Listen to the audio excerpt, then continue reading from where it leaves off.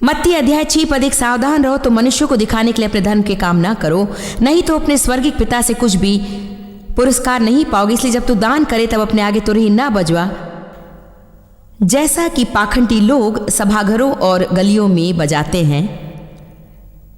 मेरे ख्याल से सचमुच वे ऐसा ही करते थे। क्या आप कल्पना कर सकते हैं अपनी तुरही को लिए और जब सब आपकी ओर देखने लगे तब कहे हम दान करने जा रहे हैं। वे फरीसी सचमुच ऐसे ही थे, मैं कहती हूँ। मुझे भी ऐसी समस्या है, परंतु मैं उनकी तरह नहीं हूँ।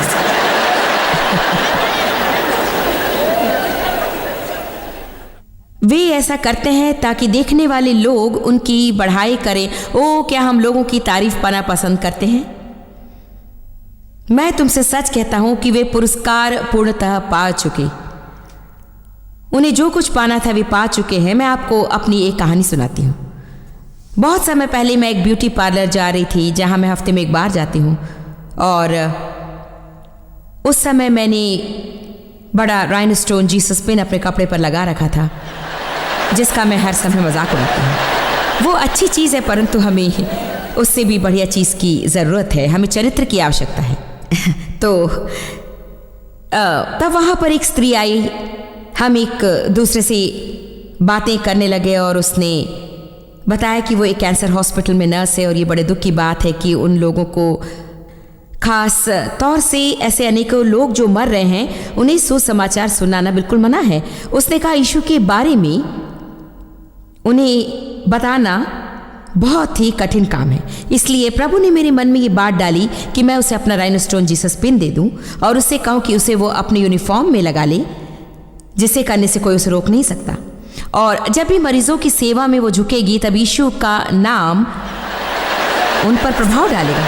तो वो लड़की जो मेरे बाल संवार रही थी, उसने कहा कि मेरे पास इस तेल की कमी है, मुझे पास की दुकान पर जाकर उसे खरीद कर लाना होगा। और मेरे मन में लगा मुझे उसके जाने तक इंतज़ार करना होगा, क्योंकि मत्ती 6 में मैंने यही पढ़ा है। और उसके बाद अकेले में वो पिन मुझे उसे देना था, परंतु मेरा सांसारिक स्वभाव उसको आकर्षित करना चाहता था। Come on. इसीलिए मैं छेड़छाड़ करती हुई, बहाने बनाकर कुछ कुछ करती रही। तब तक वो जाकर लौट आई।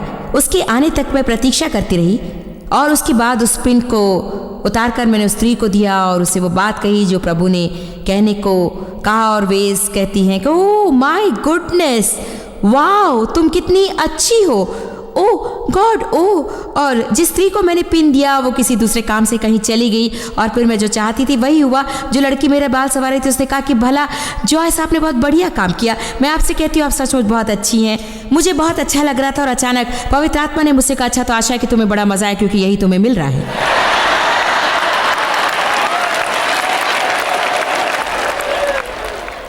जो पुरस्कार तुम्हें मैं देने को था उसे तुमने खो दिया है। आशा है कि तुम अपनी प्रशंसा से खुश हो।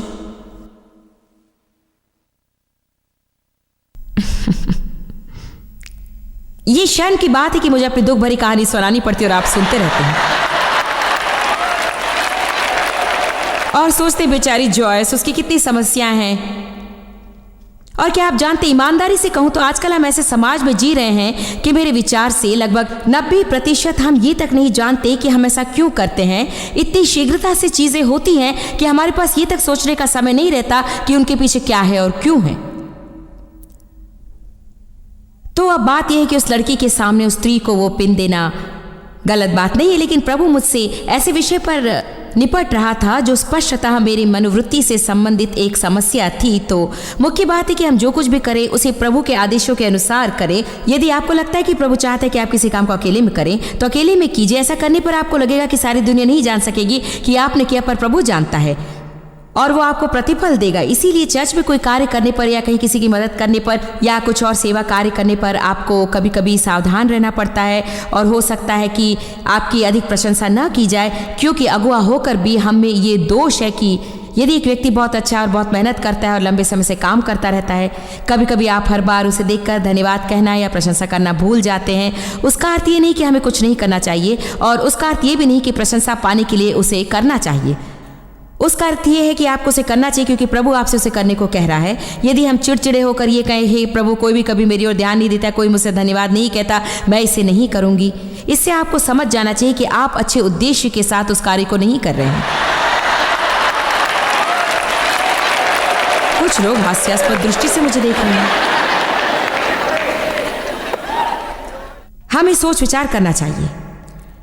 जब तू दान करे तो जो तेरा दाहिना हाथ करता है उसे तेरा बायां हाथ ना जानने पाए। इसका तात्पर्य क्या है? कोई भलाई करने के बाद जब आप घर जाते हैं तो उसी सोच में आप डूबे मत रहिए। कम ऑन नाउ, यहां एक स्त्री है जो मुझसे सहमत है। आप ही कम ऑन धन्यवाद। ये हर बात पर मुझसे सहमत होती हैं। शायद मेरी आत्मा आप में है और आप में मुझ जैसा व्यक्तित्व या मनोभाव है, जानती है कि मैं क्या कह रही हूं। हम बस इसे सोच में लग रहते हैं, मैंने ये किया और उन्होंने ऐसा कहा और मैंने वो किया और उन्होंने वैसा कहा और मैंने ये किया। अपने प्यारे स्वयं को छोड़ दीजिए।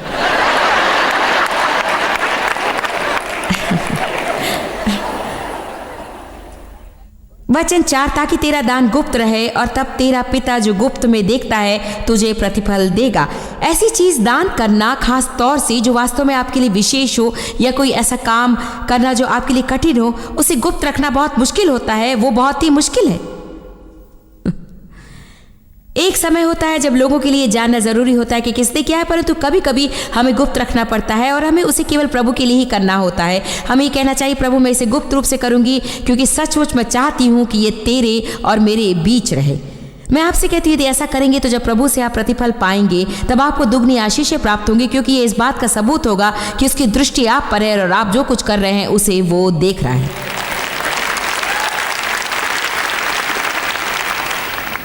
वचन 5, जब तू प्रार्थना करे तो कपटियों के समान न हो, क्योंकि लोगों को दिखाने के लिए सभाओं में और सड़कों की मोड़ों पर खड़े होकर प्रार्थना करना उनको अच्छा लगता है। मैं तुमसे सच कहता हूं कि वे अपना प्रतिफल पा चुके। परंतु जब तू प्रार्थना करे, अपनी कोठरी में जा और द्वार बंद करके अपने पिता से जो गुप्त में है प्रार्थना करो, और तब तेरा पिता जो गुप्त में है तुझे प्रतिफल देगा। यहाँ फिर से हम देखते हैं कि लोगों के सामने प्रार्थना करना ठीक है। वो हमेशा कहता है कि यदि आप उसे लोगों को दिखाने के लिए करेंगे तब दूसरा कोई आपके बारे में नहीं जानता है, लेकिन आप खुद अपने बारे में जानते हैं। केवल मुझे ही मेरे बारे में मालूम है। अपने आप के प्रति ईमानदारी जताने में कम समय लगता है। वास्तव में 28 वर्ष पहले 1976 के फरवरी महीनों में मुझे पवित्र आत्मा का अभिषेक मिला। तब सबसे पहले पवित्र आत्मा ने मुझे एक पाठ सिखाया और तब से मैं प्रभु के वचन से प्रेम करने लगी। उससे पहले भी मैं एक मसीह थी, लेकिन उतनी कट्टर नहीं थी। मैं नाम के वास्ते चर्च जाती थी और दोनों में बड़ा अंतर है। लेकिन जब मैंने सचमुच संपूर्ण रूप से खुद को प्रभु के लिए समर्पित किया, दोनों में भेद है कि यीशु हमारा उद्धारकर्ता और हमारा प्रभु है। आप स्वर्ग के मार्ग पर चलने वाले होते हुए भी यहां रहकर वास्तव में प्रभु के लिए कोई अच्छा काम नहीं कर रहे हैं।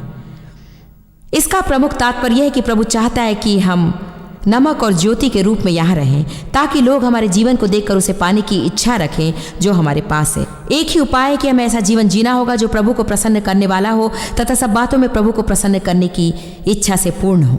आमीन। इसीलिए जो कुछ हम करते हैं उसे मनुष्य के लिए नहीं वरन प्रभु के लिए करना चाहिए।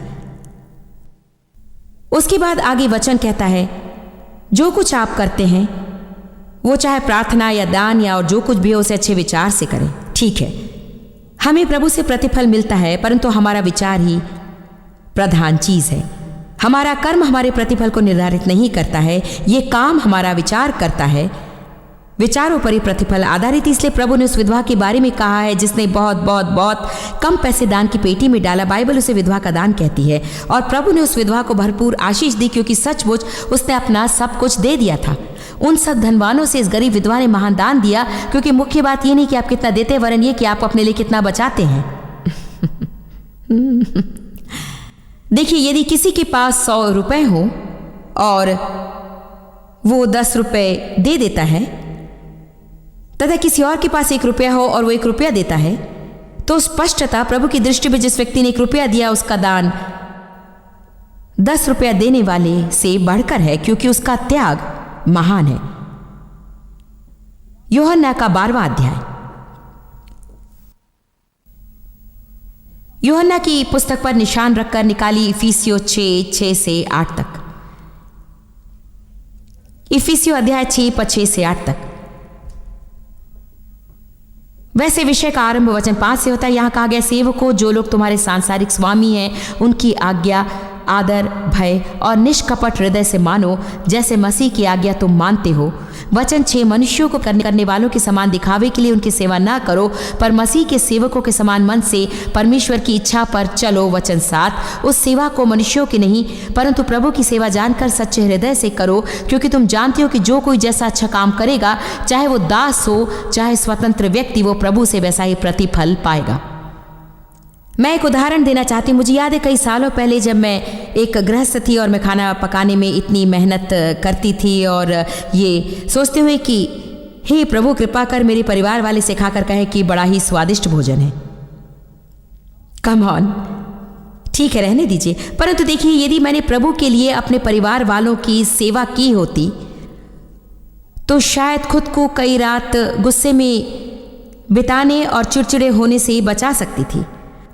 और अच्छा होता यदि मैं उनसे ये उम्मीद ना करती कि मुझे जो करना था उसे करने पर वे मेरी प्रशंसा करें। क्या आपका भी यही हाल है या केवल मैं ही एक ऐसी हूँ जिसे कभी कभी ऐसे गंदे विचार आते हैं? कितने लोग जानते कि हम दोहरा जीवन जीते हैं। हमारा एक जीवन है जो हम आंतरिक रूप से जीते हैं और दूसरा जो बाह्य रूप से जीते हैं। हमारे कर्मों द्वारा हम लोगों से यश प्राप्त करते हैं, लेकिन हमारे हृदय के विचारों द्वारा प्रभु से स्वर्ग में हम यश पाते हैं। हमें पृथ्वी की अपेक्षा स्वर्ग में यश व ख्याति पाने की चिंता करनी चाहिए। ये आश्चर्य की बात है कि कितनी ही बार हमारे कामों से लोग प्रसन्न न होने के कारण हम अपनी पद्धति बदल लेते हैं। हमें लोगों को प्रसन्न करने के लिए जीना चाहिए, मनुष्यों को नहीं। यूहन्ना अध्याय 12।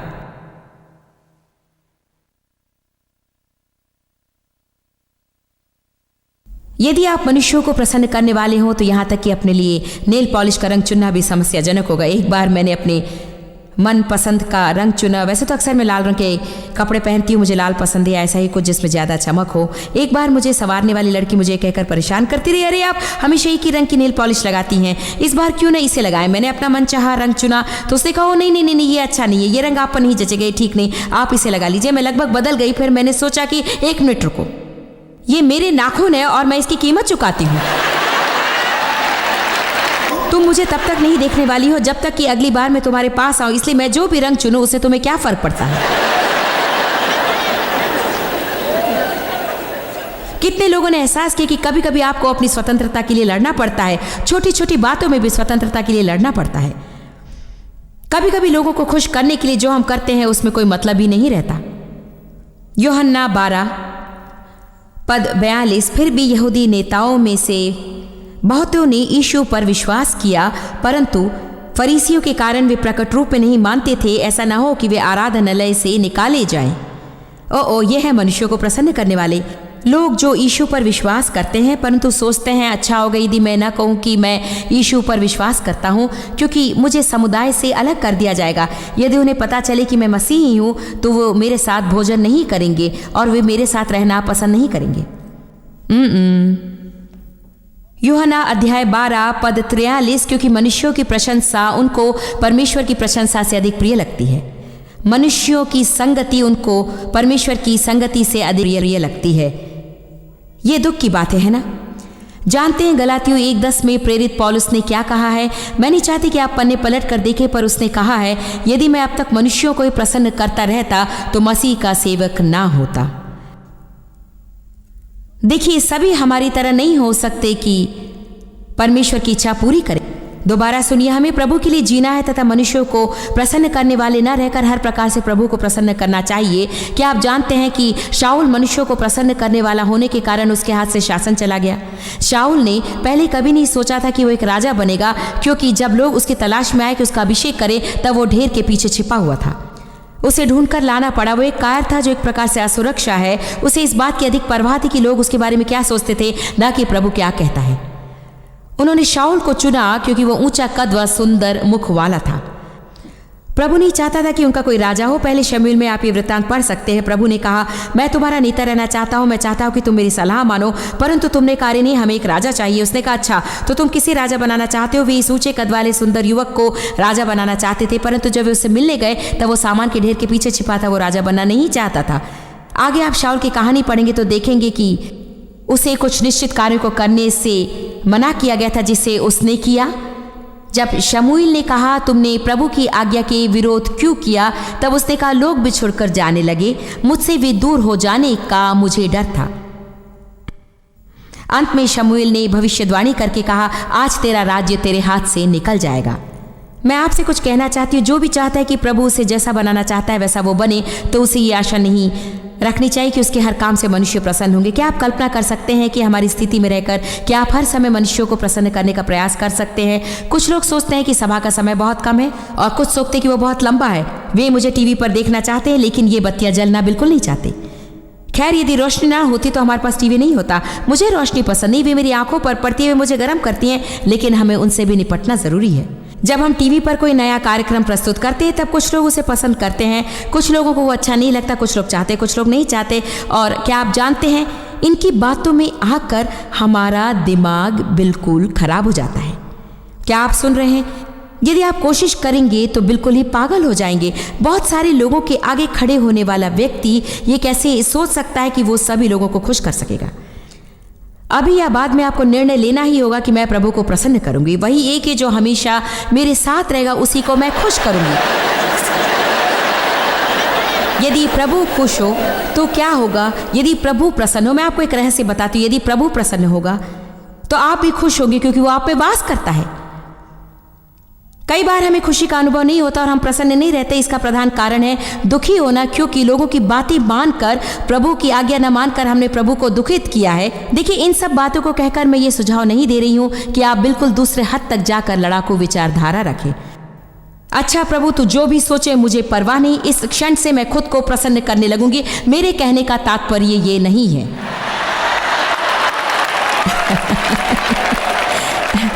मुझे ऐसी बातें कहनी पड़ती क्योंकि मैं लोगों को संतुलन से बाहर नहीं रखना चाहती। लूका की 10वें अध्याय में आप अच्छी तरह जानते हैं कि यीशु जिस जिस नगर और जगह को खुद जाने पर था, वहां अपने शिष्यों को दो दो करके भेजा। कितने लोगों ने लूका 10 में उसे पढ़ा है जो यीशु ने उनसे कहा जिस नगर में जाओ और वहाँ के लोग तुम्हें ग्रहण ना करें तो उसके बाजारों में जाकर कहो कि तुम्हारे नगर की धूल भी जो हमारे पाँव में लगी है हम तुम्हारे सामने झाड़ देते हैं। कई सालों पूर्व मुझे इस वृत्तांत से एक संदेश मिला क्योंकि मुझे लगता था कि जब भी मैं मुड़ूं शैतान अस्वीकृति के द्वारा मुझे रोकता था। पहली बार जब मैं सेंट लुइस की गलियों में सेवकाई करने का प्रयास कर रही थी, मैं घर पर बाइबल अध्ययन चलाया करती थी, परंतु मुझे लगा कि मुझे अपने चर्च के साथ शामिल होना चाहिए। वे गलियों में सेवकाई किया करते थे। सचमुच में वैसी नहीं थी, वास्तव में मुझे उसकी परवाह नहीं थी, लेकिन मैं भी प्रभु के लिए उसे करना चाहती थी। इसीलिए हफ्ते भर काम करने के बाद शनिवार की सुबह हम अपने बच्चों को साथ लेकर सेंट लुइस की गलियों पर निकल जाते और बहुत ही ठंडे मौसम में पत्रियाँ बांटा करते थे। पहली बार जब मैं इसे करने लगी, पहली पत्री मैंने जिस व्यक्ति को दी उसने मेरे हाथ से उसे उड़ाते हुए कहा ऐसी सन बातों वाली पर्ची मुझे नहीं चाहिए। तो मेरे आगे दो विकल्प थे, एक तो अपनी पत्रियों को लेकर अपने घर लौट जाऊं क्योंकि मैं इतनी शर्मिंदगी महसूस कर रही थी, या फिर मैं उस कार्य को करते हुए आगे बढ़ूं जो प्रभु ने मुझसे कहा। मैं कैसे जान सकती थी कि आरंभिक दिनों की ऐसी घटनाओं के कारण ही आज मैं यहाँ खड़ी हूँ। कई बार प्रभु हमारी परीक्षा लेता है ये देखने के लिए कि हम उसमें स्थिर रहेंगे या फिर लोगों के पक्ष में खड़े हो जाएंगे, और अक्सर हम लोगों के पक्ष में गिर जाते हैं और हमारे जीवन में प्रभु हमें जो प्रतिफल देने की इच्छा रखता है उसे खो देते हैं। इसीलिए लोग जो भी सोचे आपको धूल झाड़कर प्रभु जो आपसे करने को कहता है उसे करने लगना चाहिए। जो भी करते हो प्रभु के लिए करो। निकालिए कुलुस्सियों 1:10।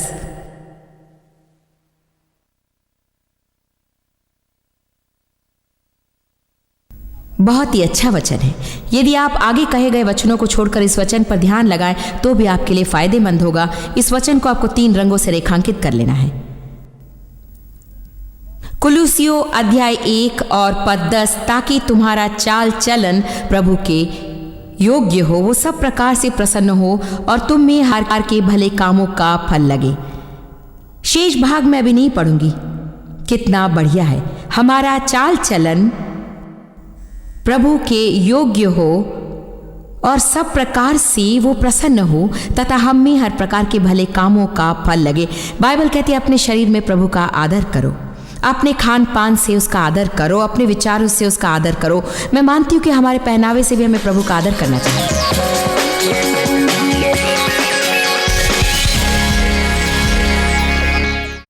यीशु ने कहा, कोई भी पिता के पास मेरे बिना नहीं आता। वो ही स्वर्ग का जरिया है, वो हमारी जिंदगी का मार्ग है।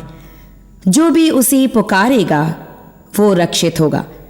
मैं आपको प्रोत्साहित करना चाहती हूं, अगर आपने यीशु को अपना उद्धारकर्ता नहीं स्वीकारा है तो मैं आपके साथ प्रार्थना करूंगी ताकि आप उसे स्वीकारें।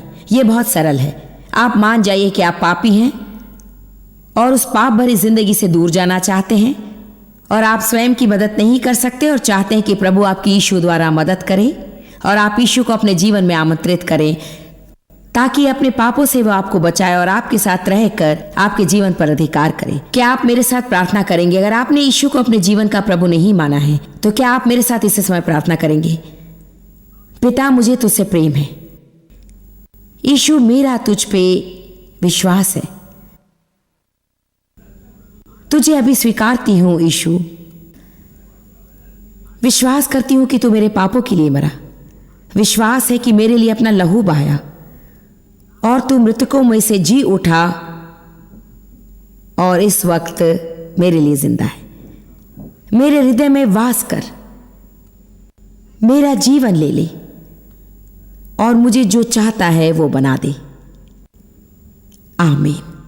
ये शायद आप लोगों को बहुत सरल प्रतीत हो, लेकिन यीशु ने कहा कि जिन्होंने उसे स्वीकारा है उन्हें उसने प्रभु की संतान बनने की सामर्थ दी। जितनों ने उसे स्वीकारा उन्हें उसने प्रभु की संतान बनने की सामर्थ दी। अगर आपने यीशु को उद्धारकर्ता स्वीकारा है तो आप प्रभु के परिवार में शामिल हैं और हम आपको एक किताब भेजेंगे जो आपको यीशु के साथ नई जिंदगी में मदद करेगी। अगर आपको दूसरी जानकारी चाहिए तो हमें इस नंबर पर फ़ोन करें या हमें लिख भेजें। अधिक प्रार्थना के लिए हमें लिख सकते हैं आप। हम आपकी मदद करने के लिए प्रसन्न होंगे। प्रभु का आशीष हो और प्रभु के परिवार में आपका स्वागत है।